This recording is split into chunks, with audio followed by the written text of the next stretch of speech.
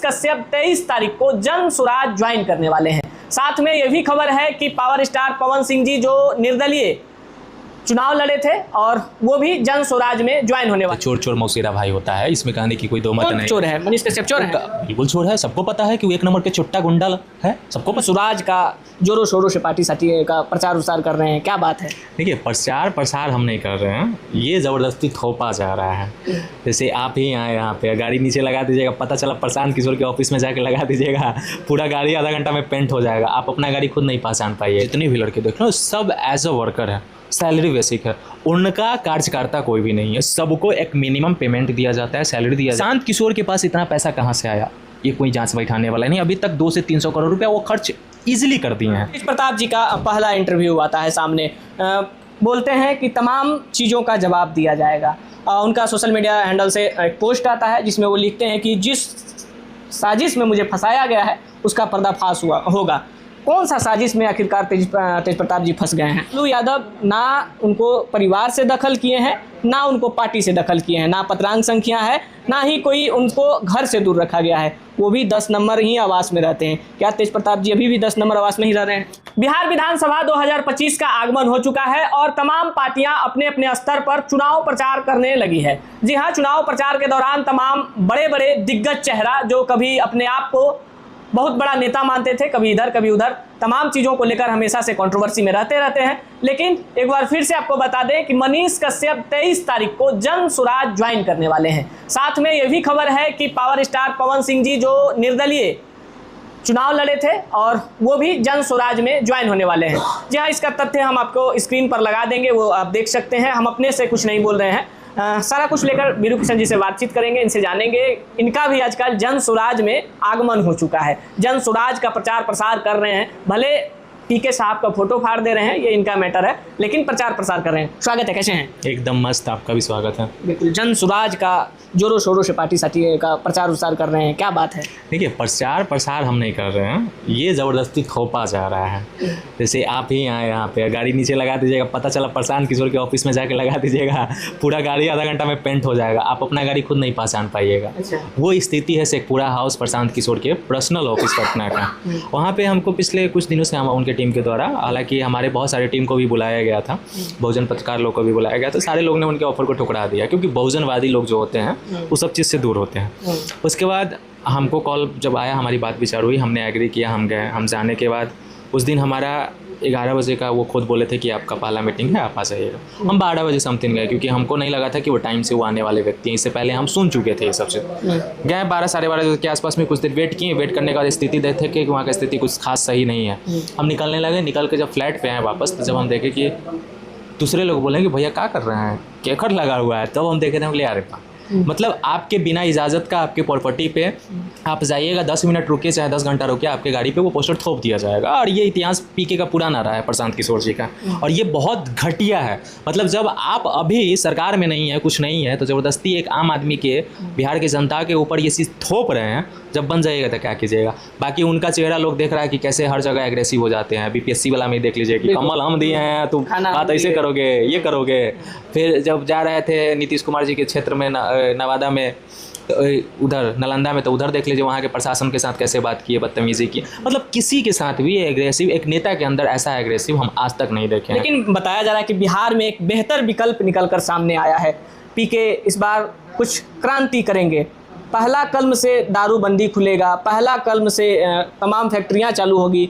युवाओं का आकर्षण दिख रहा है उसके तरफ, ज़्यादातर लोग युवा ही दिख रहे हैं जन स्वराज में। आप ऐसा बात क्यों बोल रहे हैं? देखिए, जितने भी उनके टीम में आप देख रहे होंगे, जितने भी लड़के देख रहे हो, सब एज अ वर्कर है, सैलरी बेसिक है, उनका कार्यकर्ता कोई भी नहीं है, सबको एक मिनिमम पेमेंट दिया जाता है, सैलरी दिया जाता है, जिसके लिए वो वर्क कर रहे हैं। कोई भी कार्यकर्ता अपने मन से जन स्वराज में नहीं है, पहले इस चीज़ को मान लीजिए। दूसरी बात, जहाँ पे भी जा रहे हैं, जो स्वागत वगैरह है, वो वहाँ के जो लोकल नेता है, जो उस पार्टी से जुड़ रहे हैं, जो उम्मीद जता रहे हैं टिकट के लालच में, वो सारी चीज़ को कर रहे हैं। तो प्रशांत किशोर को लोग देखने नहीं आ रहा है। वहाँ के जो स्थानीय नेता है, जो अपने पैसा के दम पे लोगों को बुला के, अपने पहचान के दम पे प्रशांत किशोर का भीड़ जुटाता है, जो फैक्ट है। तो क्या बीरू किशन भी गए थे वहाँ पर कुछ लक्ष्मी रूपी धन आने के हिसाब किताब से? हमने कभी उनको कॉल नहीं किया है। हम पहले ही बोले कि हमारे टीम के द्वारा, आपको पता है कि हमारे टीम में बहुत ऐसे लोग हैं जिनका चैनल भी चलता है। भोजन पत्रकार को बुलाया गया था, उन्होंने प्रेस क्लब से लेके हर चीज़ का ऑफर दिया, सारे लोगों ने टुकरा दिया कि हमको नहीं चाहिए। रहता तो उसी समय एक्सेप्ट कर लेते, और हम लोग बहुजनवादी हैं, वो सब चीज़ में हम लोग बिकने वाले नहीं है। बिक सकता है वैसे वैसे लोग जिसका नाम लिए कि जुड़ने वाले हैं, और वो हमेशा से भी। 23 तारीख को खबर है कि मनीष कश्यप प्रशांत किशोर की पार्टी यानी जन स्वराज में ज्वाइन होने वाले हैं। उनका ऑफिशियल मतलब कुछ हैंडल से हम देखें, उनका भाई का हैंडल से भी वो चीज़ लिखा हुआ था, तब ये हम बोल रहे हैं, ऐसे हम बोलते नहीं हैं। ठीक है, अब ज्वाइन करें, ज्वाइन करने के लिए कोई दिक्कत नहीं है, लेकिन प्रशांत किशोर से बस हम इतना पूछना चाह रहे हैं, बिहार के लोगों से पूछना चाह रहे हैं, आप थोड़ा सा अंदाजा लगाइए। जो व्यक्ति माननीय नरेंद्र मोदी जी को 2014 में जिताने के लिए हज़ारों झूठ बयान बनाया, हज़ारों भाषण बनाया, हज़ारों पोस्टर बनवाया जिसमें साफ लिखा हुआ था, जिस चीज़ को आज तक पूरा नहीं किया गया, इसी व्यक्ति का था नारा, सबका साथ सबका विकास। उसके बाद जब 15 में नीतीश कुमार को जिताए बिहार में लालू जी से मिलवा के, उस समय भी हज़ारों भाषा, हज़ारों वादा, हज़ारों चीज़ पूरा किया है, जिसका कोई भी चीज़ का जिक्र नहीं हुआ। मानते इन्होंने दूसरा के लिए किया तो लोग बोलेंगे फलाना को ना किया, ई आएगा तो करेगा, ई आएगा तो करेगा। तो हम जरा ये पूछना चाहते हैं यहाँ पे, जिसका पिताजी मुख्यमंत्री, जिनके माताजी मुख्यमंत्री, जो खुद उप मुख्यमंत्री, जिनके घर में लोग सांसद, जो 15 साल राज की हैं, वो अगर कुछ कर लेते हैं, कुछ खरीद लेते हैं तो वाहवाही हो जाता है और IT ED CBI पहुंच जाता है, जांच बढ़ जाता है। प्रशांत किशोर के पास इतना पैसा कहाँ से आया? ये कोई जांच बैठाने वाला नहीं। अभी तक 200 से 300 करोड़ रुपया वो खर्च इजीली कर दिए हैं, और आगे भी करेंगे 200-300 करोड़। ऐसा माना जाता है कि उनका एक बहुत बड़ा संस्था चलता है, बहुत बड़ा एक ऐसा उनका एक समूह चलता है, जो कि विदेशों में या फिर कहीं भी अगर चुनाव प्रचार होता है तो वो अपना फंडा वहाँ पर यूज करते हैं, उससे फंड मिलता है। आज तक किसी भी इंडिया छोड़ के किसी भी कंट्री में इन्होंने काम नहीं किया है। पहला नंबर, इंडिया में काम किए हैं तो मानते हैं कि 10-20 पार्टी के लिए काम किए होंगे, तो कोई भी पार्टी 500 करोड़, 1000 करोड़, 100 करोड़ नहीं दिया होगा। आपके काम, आप जो काम करते हैं, आप जिसके लिए बने हैं, उसके लिए आपको 2, 4, 5, 10 करोड़ रुपया दे दिया होगा। तो उस हिसाब से 100-150 करोड़ रुपया इनके पास होगा। तो इनका अपना भी जीवन है, अपना भी परिवार है, अपना भी प्रॉपर्टी जीवन भविष्य के लिए वो करेंगे ही। उस हिसाब से 200-300 करोड़ रुपया खर्च कर चुके हैं, आगे भी करेंगे। तो ये जाँच क्यों नहीं बैठा रहा है केंद्र सरकार? इससे साफ जाहिर होता है कि कुछ ना कुछ साठगांठ है। ये बोलते हैं कि हमको फलाना जो राजस्थान में है, दिल्ली में है, मुंबई में है, हमारे मित्र हैं, वो लोग हमको मदद करते हैं चुनाव के लिए।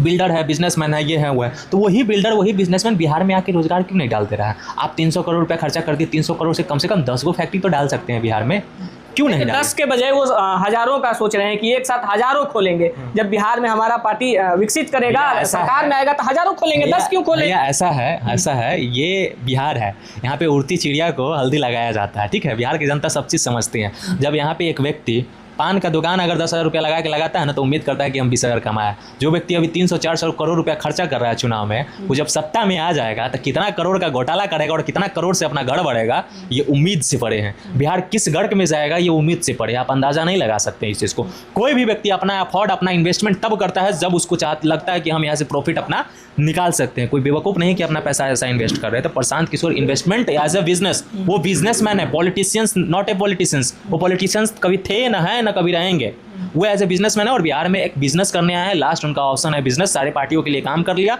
सारे पार्टियों से उनका मतभेद हो गया, तो उन्होंने सोचा हम अपने बिहार को लाके एक गर्ग में बिहार को अपने, क्योंकि बिहार की जनता बोली वाली होती है और बिहार की जनता के साथ हम खेल सकते हैं। उनके समाज के लोग उनको नेता नहीं मान रहा है, तो बिहार की जनता कहाँ से उनको नेता मान रहा है? तो क्या मनीष कश्यप और पवन सिंह जो जुड़ रहे हैं, उनके विकास के राहों पर चल रहे हैं, जो विकास करने की बात कर रहे हैं, पलायन रोकने की बात कर रहे हैं, फैक्ट्री खोलने का बात कर रहे हैं, तमाम शिक्षा जगत को लेकर बात कर रहे हैं, तो ये लोग तो कहीं ना कहीं कुछ सोच कर ही ज्वाइन करने जा रहे होंगे। क्योंकि मनीष कश्यप जिस तरह से अग्रेसिव रूप में दिखते हैं, आपको हमेशा से कोई भी मुद्दा उसमें खड़े नजर आते हैं। सिंपल बात है, चोर चोर मौसेरा भाई होता है, इसमें कहने की कोई दो मत नहीं। चोर है मनीष कश्यप, चोर है, बिल्कुल चोर है। सबको पता है कि वो एक नंबर के चुट्टा गुंडा है, सबको पता है मनीष कश्यप क्या है। बीजेपी में भी जुड़ा था, उम्मीदें से ना जुड़ा था, लोगों को बेवकूफ़ बना के जुड़ा था ना। चंदा लेके पैसा में उधर सेटल हो गया, MLC का टिकट 1 करोड़ रुपया, डील फिल हो गया, हट गया, फिर इधर डील हुआ है, फिर इधर जा रहा है। मतलब इसका निर्णय उस समय भी गलत था, जो आज वो एक्सेप्ट किया खुद से, और अभी भी जो निर्णय ले रहा है इसका गलत है। मतलब इसका इतना औकात नहीं है। भारतीय जनता पार्टी तो इसलिए मिलाया क्योंकि मनोज तिवारी जी ने कुत्ता के सामने जैसे टुकड़ा रोटी फेंकते हैं और कुत्ता दौड़ के चलाता है, वो हाल किए, तो ये आ गया, रोटी फेंका गया, ये दौड़ के चला आया, इस वजह से मिला। बाकी बिहार में इतने सारे पॉलिटिशियंस पार्टी है, इसको ले ही नहीं सकता क्योंकि इसका वो लेवल ही नहीं है, वैल्यू ही नहीं है। अरे तेज प्रताप जी का पहला इंटरव्यू आता है सामने, बोलते हैं कि तमाम चीज़ों का जवाब दिया जाएगा। उनका सोशल मीडिया हैंडल से एक पोस्ट आता है जिसमें वो लिखते हैं कि जिस साजिश में मुझे फंसाया गया है उसका पर्दाफाश होगा। कौन सा साजिश में आखिरकार तेज प्रताप जी फंस गए हैं? देखिए, घरेलू मैटर है और पारिवारिक मैटर है, और सबसे बड़ी बात, तेज प्रताप भैया कोई बच्चे नहीं है, वो सारे चीज़ को समझते हैं, और वो राजनीतिक में वहाँ जितने भी लोग रह रहे हैं सारे चीज़ को देख के वो बड़े हुए हैं। तो अभी हम लोग के नज़रिया से और वो जो देख के शुरू से बड़ा हुआ है उसमें काफ़ी अंतर होता है। तो वो समझ ना समझ सारे चीज़ें हैं उनके अंदर, और वो जब फैसला लेंगे तो साक्षात महादेव के भक्त हैं, वो भोले दानी के भक्त हैं, और महादेव के भक्त कभी भी गलत डिसीजन नहीं ले सकता है। तो वो महादेव के कृष्ण जी को मानने वाले व्यक्ति हैं, और वो डिसीजन लेंगे, वो जो गलत होगा, गलत के खिलाफ वो एक्शन हमेशा लेते हैं और वो लेंगे। उम्मीद है बिहार की जनता का उनके ऊपर। अरे भगवान सिंह कुशवाहा का एक बयान है जिसमें वो बोल रहे हैं कि लालू यादव ना उनको परिवार से दखल किए हैं, ना उनको पार्टी से दखल किए हैं, ना पत्रांक संख्या है, ना ही कोई उनको घर से दूर रखा गया है, वो भी 10 नंबर ही आवास में रहते हैं। क्या तेज प्रताप जी अभी भी 10 नंबर आवास में ही रह रहे हैं?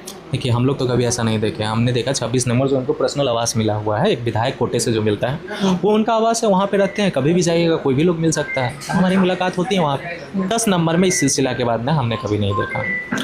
लोग देखिए, लोग बहुत सारी चीज़ बोलते हैं, एक तरफ तो बोल रहे थे कि निकाल दिए तो गलत कर दिए, एक तरफ तो बोल दिए कि नहीं निकालना चाहिए था, एक तरफ नहीं निकाले तो पूछे क्यों निकाले? सभी का तो 2 शादी 3 शादी होता ही है।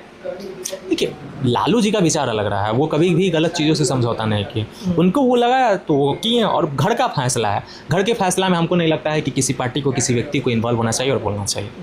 बहुत बहुत धन्यवाद, अपना कीमती समय दिए। बाकी आपका क्या प्रतिक्रिया है, अपना राय कमेंट बॉक्स में जरूर दीजिएगा। इंटरव्यू बर्बाद हो गया है। बहुत बहुत धन्यवाद, अपना कीमती समय दिए। बाकी आपका क्या प्रतिक्रिया, अपना राय कमेंट बॉक्स में जरूर दीजिएगा। फिर मिलते हैं और अपडेट के साथ, तब तक के लिए